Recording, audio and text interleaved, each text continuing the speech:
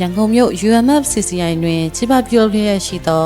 The Matrix Data Day 2026Matrix Data Day 2026 From Data to Business Value Unlocking Strategic Impact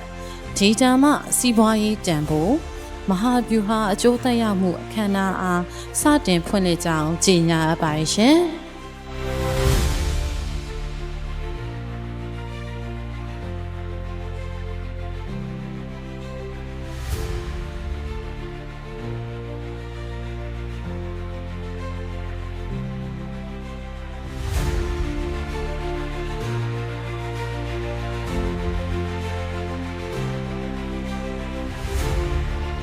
data တွေကိုအသုံးချပြီးတော့ဘယ်လိုဆက်လုပ်ကြမလဲပေါ့ဒီ mindset အသစ်တစ်ခုကိုကျွန်တော်တို့စပြီးတော့ဖွင့်ထားစေချင်တယ်ပေါ့နော်ဒီနေ့မှာကျွန်တော်တို့ဒီ learning and growth mindset နဲ့ကျွန်တော်တို့အခုနောက်မှာဆက်ပြောကြမယ် keynote panel တွေ breakout sessions တွေမှာရမယ့် knowledge တွေကကျွန်တော်တို့ရဲ့ personal professional career တွေမှာဘယ်လိုအထောက်အကူပြုလဲဆိုတာကိုတောက်လျှောက်စဉ်းစားကြည့်ပါ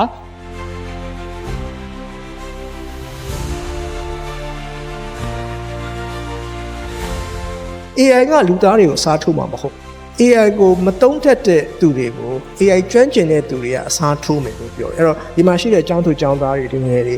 ငယ်ရှင်တွေကဒါလေးကို mindful ဖြစ်စေချင်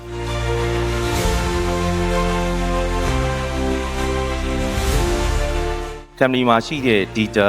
architecture တွေကိုအခုတည်းကစပြီးတော့ fundamentally ကျွန်တော်တို့ဘယ်လိုပြင်ဆင်ထားတင်တယ်လဲဆိုတာလေးတွေကိုဆရာအရင်ဆုံးလေးဝင်ပြပေးပါဗျာ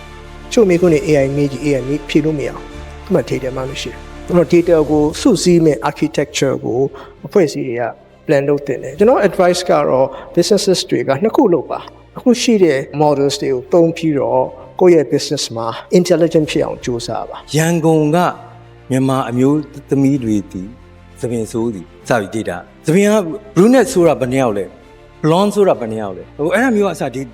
data ဆဖြစ်တာပေါ့နော်အသေးအဖွဲဆုံး data တကယ် critical data ကကျွန်တော် financial data data ကိုကျွန်တော်တို့ဘယ်လိုသုံးလဲဆိုရင်ကျွန်တော်နှစ်ပိုင်းခွဲပြပြောချင်ပါတယ်တစ်ပိုင်းက data ကိုသုံးပြီးတော့ business value ကို deliver လုပ်တဲ့အခါမှာဘယ်လိုမျိုး new business တွေကိုကျွန်တော်တို့ service တွေကို provide လုပ်ခဲ့လဲဆိုတာနမူနာလေးတစ်ခုကျွန်တော်တို့ပြောချင်ပါတယ်ဒုတိယတစ်ပိုင်းကတော့ကျွန်တော်တို့ company ထဲမှာ data တွေဒီ AI တွေကိုသုံးပြီးတော့ဘယ်လိုမျိုးကျွန်တော်တို့လုပ်နေတယ်ဆိုတာပေါ့နော်အဲ့တော့အပြင် service ရဲ့အတွင်းထဲမှာဘယ်လို transform လုပ်တယ်ဆိုတဲ့အဲ့နှစ်ခုကိုကျွန်တော်ပြောပြချင်ပါတယ်ဘယ်လို user မျိုးတွေကဘယ်လို financial product မျိုး introduce လုပ်လို့ရှိရင်စိတ်ဝင်စားနိုင်လဲသူတို့ဘယ်လို journey မျိုးနဲ့ဟို deliver လုပ်မှသူတို့တွေဒီနားလည်နိုင်မလဲပေါ့နော် journey တို့ experience တို့မှာဘယ် screen ရောက်ရင်တော့သူကနားမလဲတော့လို့ထွက်သွားလဲဒီ data တွေကိုကျွန်တော်တို့ကြည့်ပြီးတော့မှဒါမျိုးဒီနေရာမှာထားရင်တော့လူတွေကနှိပ်ကြတယ်ဒါမျိုးဒီနေရာမှာထားရင်တော့မနှိပ်ကြဘူး